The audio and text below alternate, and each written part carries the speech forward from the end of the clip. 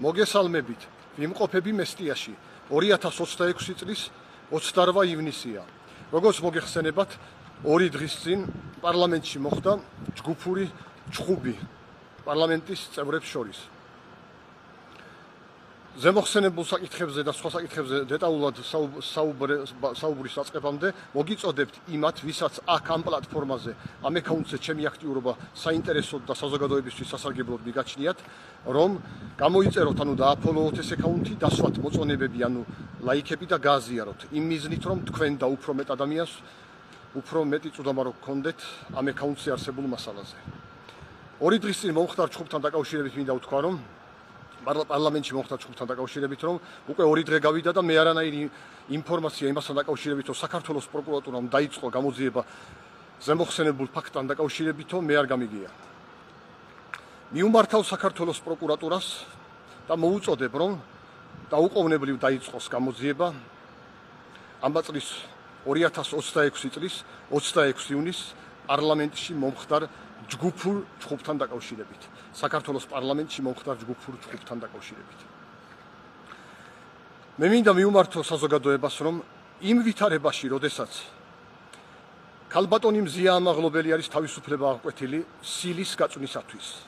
იმ ვითარებაში, როდესაც ქალბატონი ელენე ხოშტარი არის მსჯავრდებული, არის თავისუფლება აღკვეთილი ბანერის დაჯღაბნისათვის, ბატონ კახა კალაძის წინასაარჩევნო ბანერის დაჯღაბნისათვის.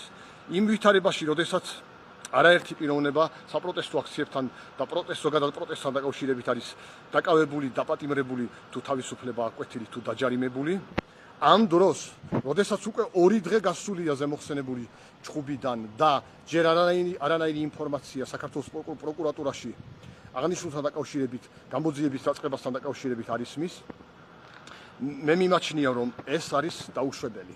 საქართველოს კონსტიტუციის მე-11 მუხლში ლაპარაკი არის, რომ ყველა ადამიანი თანასწორია სამართლის წინაშე.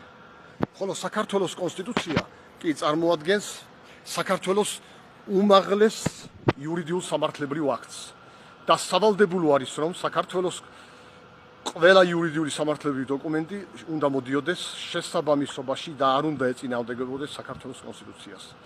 და ზემოხსენებულიდან გამომდინარე, შემდეგ სხვადასხვა თანამდებობის პირების მოქმედებები და მათი უფლებები და ვალდებულებები განისაზღვრება სხვადასხვა სამართლებრივი აქტებიდან გამომდინარე, რომლებიც აუცილებლად უნდა შეესაბამებოდნენ და არ უნდა ეწინააღმდეგებოდნენ საქართველოს კონსტიტუციას. მე მინდა უთხრა საზოგადოებას, რომ პარლამენტის წევრის იმუნიტეტი არ წარმოადგენს დაბრკოლებას გამოძიების დაწყებისათვის.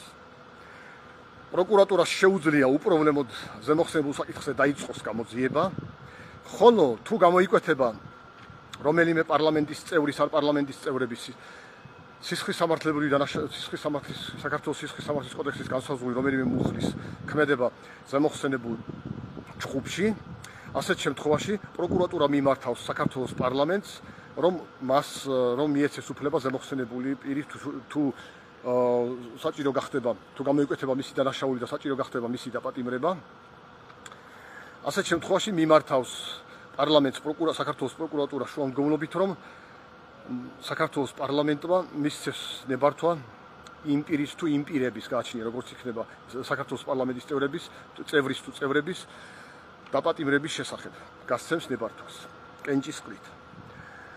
მაგრამ ეს არის შემდეგი პროცედურები, მაგრამ გამოძიების დაწყებას ხელს არ უშლის პარლამენტის წევრის იმუნიტეტი.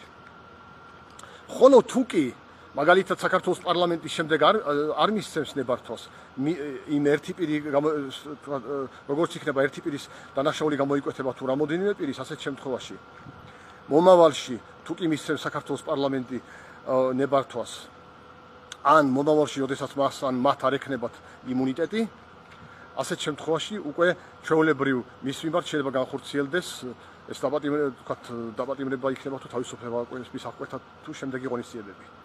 ის ღონისძიებები, რისი განხორციელებაც იმუნიტეტისგან გამომდინარე იქნება შეუძლებელი. საქართველოს სისხლის სამართლის კოდექსის 71 მუხლის მე-6 ნაწილში კი ლაპარაკია, რომ იმ პერიოდში, როდესაც ადამიანს იცავს იმუნიტეტი, არ გამოიყენება ხანდაზმულობის ვადა. ანუ მაგალითად შემდეგ 20-30 წელიც რომ იყოს პარლამენტის წევრი ის ადამიანი, ამ შემთხვევაშიც ხანდაზმულობის ვადა არ მოქმედებს და ხანდაზმულობის ვადა შეჩერებულია. თუ შემდეგ მომავალში რაიმე ცვლილება არ მოხდება შესაბამის კანონში. დღევანდელი კანონმდებლობით ასეა. ხოლო საქართველოს სისხლის სამართლის საპროცესო კოდექსის მეასე მუხლში ლაპარაკია, რომ გამოძიების დაწყება სავალდებულოა პროკურატურას, რომ პროკურატურისათვის გამოძიების დაწყება არის სავალდებულო დანაშაულის შესახებ ინფორმაციის მიღების თუ კი მიღებული იქნება ინფორმაცია დანაშაულის შესახებ.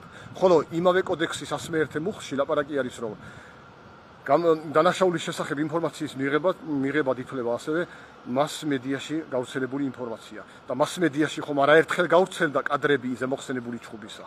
აქედან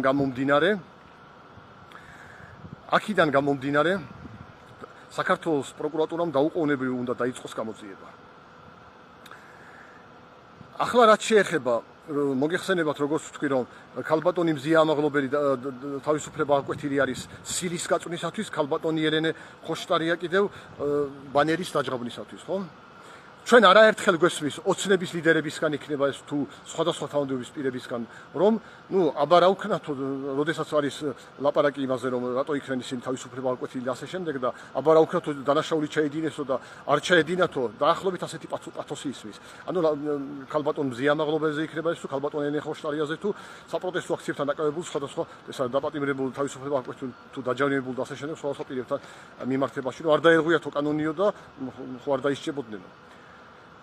საქართველოში არის სამართლის უზენაესობაო და დანაშაული არავის არ ეპატიებაო და ვერანაირი პოზიცია ადამიანს დანაშაულის ჩადენის შემთხვევაში ვერ იხსნის პასუხისმგებლობისგანო. ასეთი პათოსი მოდის ოცნების ლიდერებისგან.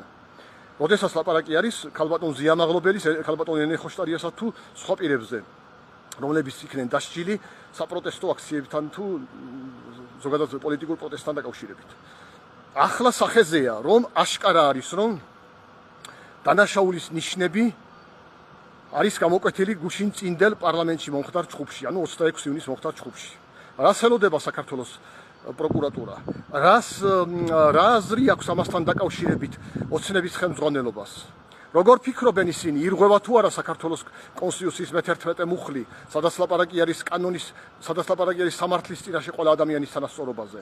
როგორ თუ ქალბატონი მზია ამაღლობელი და ქალბატონი ელენე ხოშტარია ისჯებიან, რატომ არ უნდა დაისაჯონ, როგორც მინიმუმ გამოძიება რატომ არ უნდა დაიწყოს გუშინ წინდელ პარლამენტში მომხდარ ჩხუბთან დაკავშირებით? ეს მაშინ, როდესაც საქართველოს სისხლის სამართლის კოდექსში არის 325 მუხლი, რომელიც გადის ტერორიზმის თავში. ანუ საქართველოს სისხლის სამართლის კოდექსი ვინც არის ის, მეტყვი რომ იყოფა თავებად, მუხლებად და ასე შემდეგ. და გადის ტერორიზმის თავში. და ზემოხსენებული მუხლში ლაპარაკი არის, რომ საქართველოს პრეზიდენტზე, სხვა სახელმწიფო პოლიტიკურ თანამდებობის პირზე, ან მათი ოჯახის წევრებზე, საქართველოს პრეზიდენტის, საქართველოს სხვა სახელმწიფო პოლიტიკური თანამდებობის პირის ან მათი ოჯახის წევრების სიცოცხლის, ჯანმრთელობის ან ქონების ხელყოფა დაკავშირებული მათ სახელმწიფოებრივ მოღვაწეობასთან ისჯება თავისუფლების აღკვეთით 7-დან 20 წლამდე ან თავისუფლების აღკვეთით 7-დან 20 წლამდეო ან უვადოდო. ეს არის 325 მუხლი.